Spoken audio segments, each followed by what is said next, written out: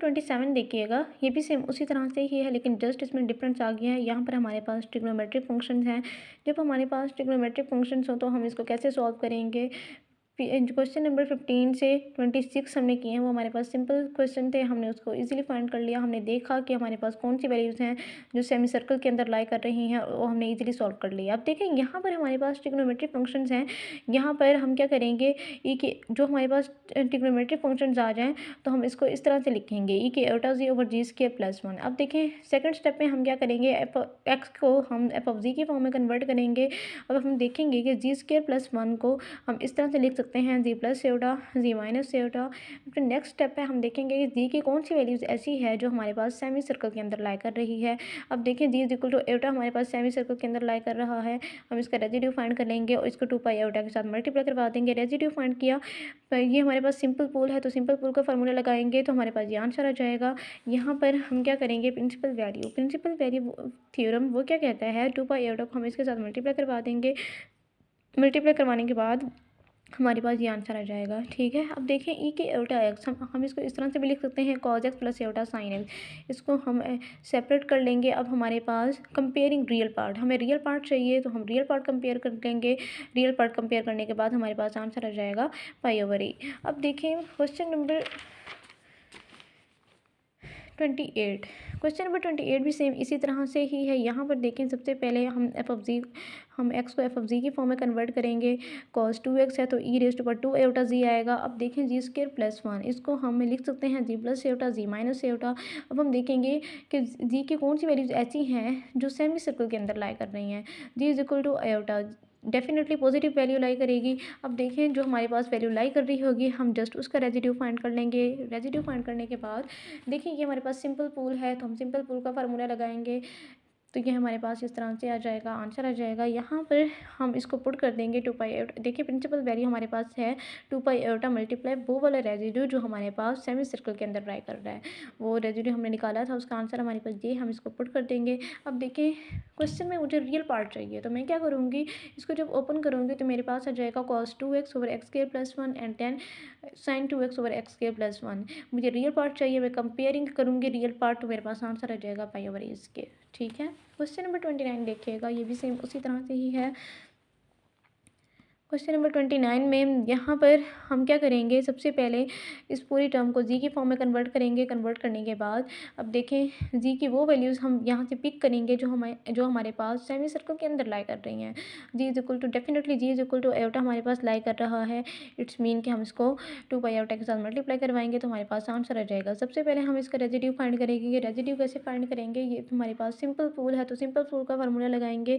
Simple pool का formula लगाने के बाद मेरे पास आंसर आ जाएगा 1/2e। इसको मैं यहाँ पर पुट कर दूँगी, यहाँ पर आंसर आ जाएगा मेरे पास पाई ओवर ई आयोटा। अब देखिए क्वेश्चन में मुझे इमेजिनरी पार्ट चाहिए, मुझे रियल पार्ट नहीं चाहिए, तो मैं क्या करूँगी, यहाँ पर कंपेयरिंग कर लूँगी। सबसे पहले ही के एवटा एक्स, मैं इसको लिख सकती हूँ cos x plus iota sine x. जब हम इसको कंपेयर करेंगे, कंपेयर करने के बाद मेरे पास ये आंसर आ जाएगा। ठीक है, बहुत आसान से क्वेश्चन है ये, बस थोड़ा सा ध्यान से, बड़े ध्यान से कीजिएगा। ये क्वेश्चन पेपर में भी आ सकते हैं आपको। क्वेश्चन नंबर 31 देखिएगा, ये बड़े ध्यान से समझिएगा। अब यहाँ पर इंटीग्रल हमारे पास था 0 से इन्फिनिटी आ गया है, जबकि पीछे वाले क्वेश्चन में हमारे पास था, जबकि प्रीवियस क्वेश्चन में हमारे पास इंटीग्रल था -इन्फिनिटी से +इन्फिनिटी। अब यहाँ पर हमारे पास है 0 से इन्फिनिटी। हम कैसे करेंगे इसको सॉल्व, कुछ स्टूडेंट्स क्या करते हैं, वो इसको सॉल्व कर लेते हैं, वो इंटीग्रल नहीं देखते, वो सिंपल सॉल्व कर लेते हैं, फिर उनका क्वेश्चन गलत हो जाता है। ठीक है, सबसे पहले आपने इंटीग्रल देखना है। आपके पास इंटीग्रल, जब आपसे बोला जाए फाइंड कॉची प्रिंसिपल वैल्यू, सबसे पहले आप इंटीग्रल देखें कि आपके पास इंटीग्रल होना चाहिए -इन्फिनिटी से +इन्फिनिटी, उसके बाद आप इसको सॉल्व करें। ठीक है, अब देखें सबसे पहले हम क्या करेंगे, 0 से इन्फिनिटी को हम इस इंटीग्रल को -इन्फिनिटी से +इन्फिनिटी में कन्वर्ट करेंगे। कैसे कन्वर्ट करेंगे, 1/2 को आप मल्टीप्लाई करवा दें इसके साथ, तो आपके पास ये इंटीग्रल -इन्फिनिटी से +इन्फिनिटी हो जाएगा। अब देखें सेकंड स्टेप हमारे पास है cos 3x, इसको आप, ये cos 3x है तो आप इसको ई raise to power c iota जी के फॉर्म में लिखेंगे।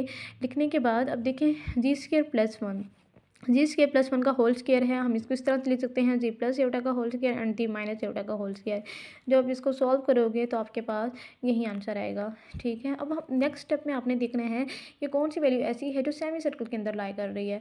जी इज इक्वल टू एवटा, जी इज इक्वल टू एवटा हमारे पास सेमी सर्कल के अंदर लाई कर रहा है। तो हम क्या करेंगे, उसी का रेजिड्यू फाइंड करेंगे। रेजिड्यू कैसे फाइंड करेंगे, क्योंकि हमारे पास स्क्वायर है, it's mean pool of order n का फार्मूला लगाएंगे। पूल ऑफ ऑर्डर n का फार्मूला लगाया, सिंप्लीफाई किया एंड देन आपके पास आंसर आ जाएगा e⁻³ यहाँ से हम इसका आंसर यहाँ पर इसको लिखते हैं 2 के साथ हम इसको मल्टीप्लाई करवा देंगे तो आपके पास आ जाएगा 2 देखें यहाँ पर इसका आंसर हम पुट कर देंगे। यहाँ पर इसको जब हम ओपन करेंगे तो आपके पास आंसर आ जाएगा cos 3z plus sin 3z।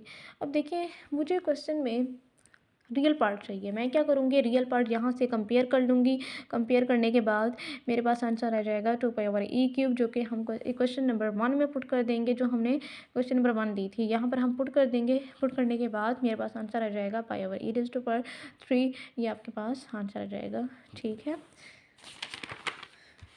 Question number 13 देखिएगा, ये भी सेम उसी तरह से ही है। अब देखें यहाँ पर हमें ये टर्म लेके चल लेफ्ट हैंड साइड लेके चलेंगे और राइट हैंड साइड हमने प्रूव करनी है। ये भी बहुत आसान है। यहाँ पर cos थीटा की जगह पर आप पुट करें 1/2 z प्लस e⁻1। e⁻1 को हम लिख सकते हैं 1/g। इसको सिंप्लीफाई करेंगे तो आपके पास आंसर आ जाएगा 1/i कंटूर इंटीग्रल g/g इसके प्लस 2az प्लस 1 का होल स्क्वायर। अब देखिए डिनोमिनेटर वाली टर्म को आप 0 के इक्वल रखें। 0 के इक्वल रखने के बाद हम जी ट्रिग्नोमेट्रिक फार्मूला अप्लाई करें तो जी इक्वल टू हमारे पास 2 वैल्यूज़ आ जाएंगी। अब हम वो वैल्यूज़ लेंगे जो हमारे पास सेमी सर्कल के अंदर लाई करेगी। अब देखें ये हमारे पास सेमी सर्कल नहीं, यूनिट सर्कल के अंदर लाई करेगी। हमने वो वैल्यू लेनी है जो हमारे पास यूनिट सर्कल के अंदर लाई करेगी। तो G is equal to definitely positive value लेंगे जो हमारे पास यूनिट सर्कल के अंदर लाई करेगी। अब देखिए यहाँ से हम इसको सॉल्व करेंगे। सॉल्व करने के बाद हम रेजिड्यू निकालेंगे। रेजिड्यू क्योंकि हमारे पास स्क्वायर है तो पूल ऑफ ऑर्डर n का फार्मूला लगाएंगे। अब सिंपली इसको सॉल्व करेंगे तो आपके पास वेरिफिकेशन कंप्लीट हो जाएगी, ठीक है।